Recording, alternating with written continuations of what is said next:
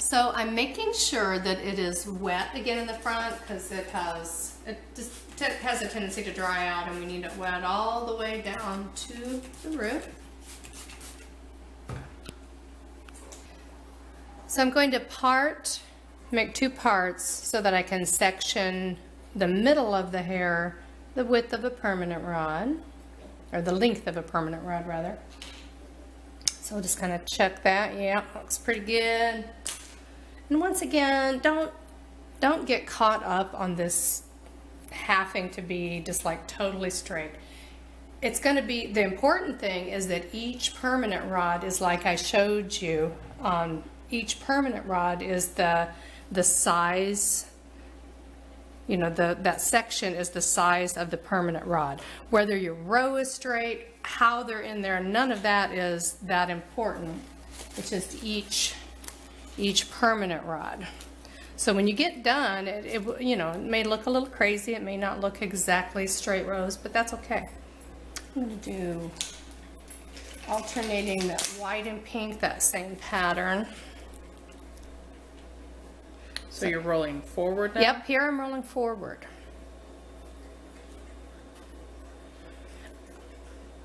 And this is typical. Now you might have, you know, it tends to, just the way the hair falls, this tends to do the better if you do it this way. You may have a style that you would want to roll it down or back, but usually this is typical. At least for me. Like I said, I'm not up on all the new styles, so.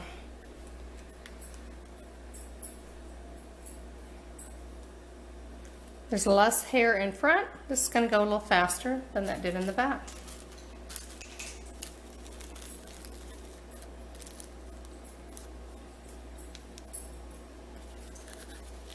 Sometimes I put my person to work that's getting the perm, because normally, you know, they're not paying me anything for this, so a lot of times I have them hand me the papers and the permanent rods. That can speed things up too.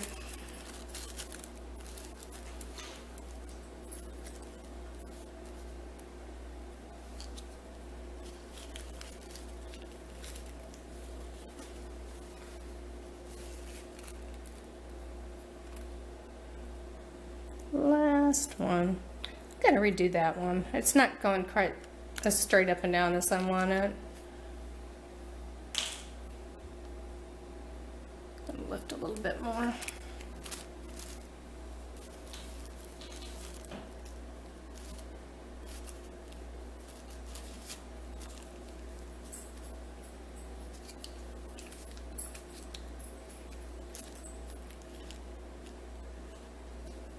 Yeah, that's better. Last one, if they like their hair a little looser, then do that last one on the bigger size, but since I know she wants it tighter and she's just humoring me by doing some bigger rods, we're gonna do the smaller one on the bottom.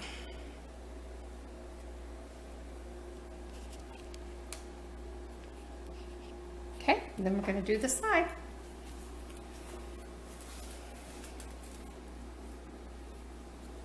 All right, this is going to be a little tricky because this is too long.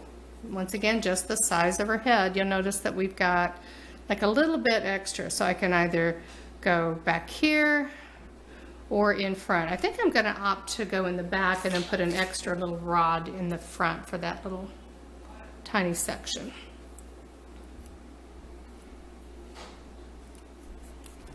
So it's more important to have the right length of hair in the section than to have a straight row. We don't really care about a straight row.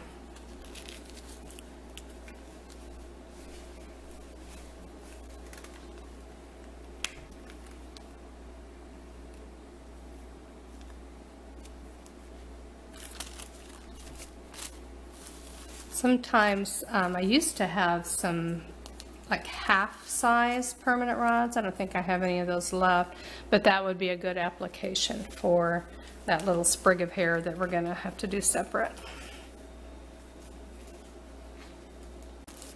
Then I'll just do some, I think 2 more after this.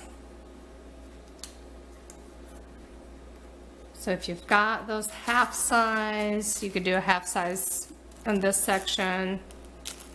Now, whenever you do this, it's not going to look exactly like this because everyone has a different size head. She's got a small head, so that's going to determine exactly how these rows go. And then I got this one little bitty piece here. And once again, that would have been too long a section, is why I'm keeping this separate.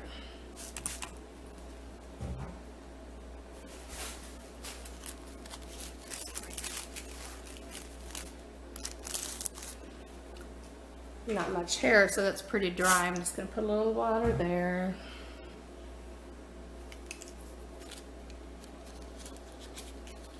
I do wish I had some of those half size.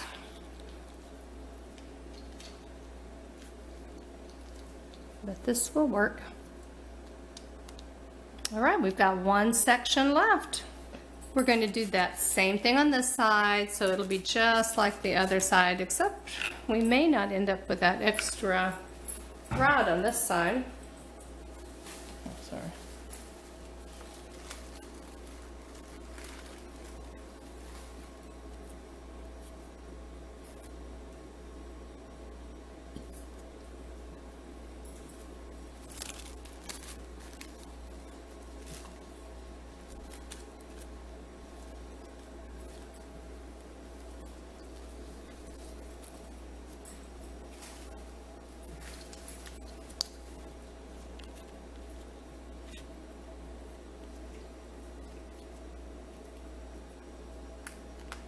Yep, it fits on that side, and then we'll just continue all the way down. Same thing. We are getting close to being done here. Well, I bet this is the longest No, it all, wrapping you've ever done. well, it always takes a long time. This is the time-consuming part. Now that rod is old and stretched out. I'm going to throw it away.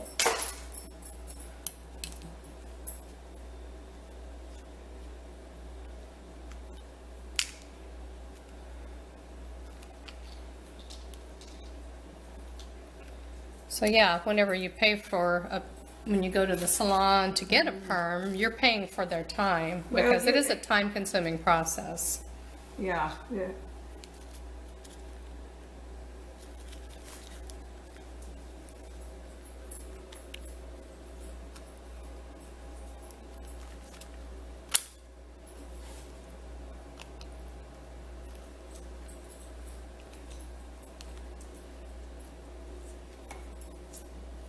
Last one.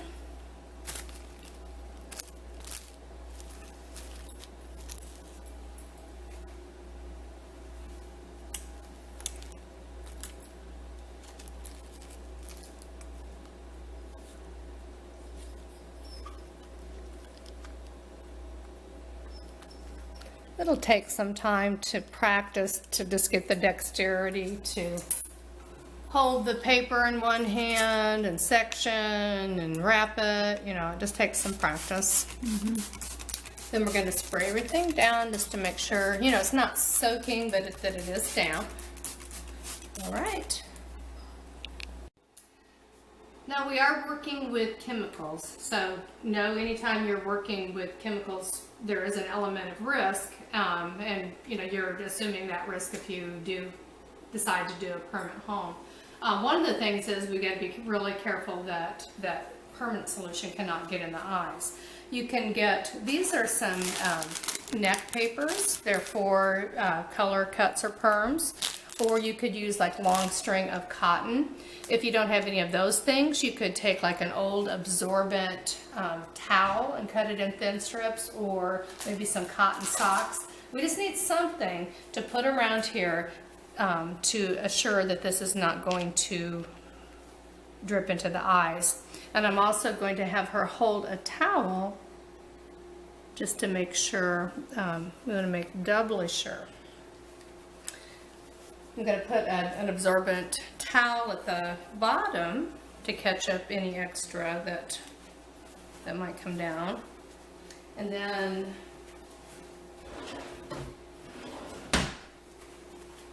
whenever we start using the chemicals, Mom, I want you to hold this real good on your eyes and keep your head kind of tilted back rather than forward. Now this solution, when I took this out of the box, the instructions are printed on the inside of the box. And it told me for the waving lotion, I need to add the activator and the waving lotion together. So I'm going to do that. There are different kinds of permanents. Some of them you need heat to process. This one you do not need heat. So this is an easier, you don't have to worry about having a blow dryer. You just mix those two things together.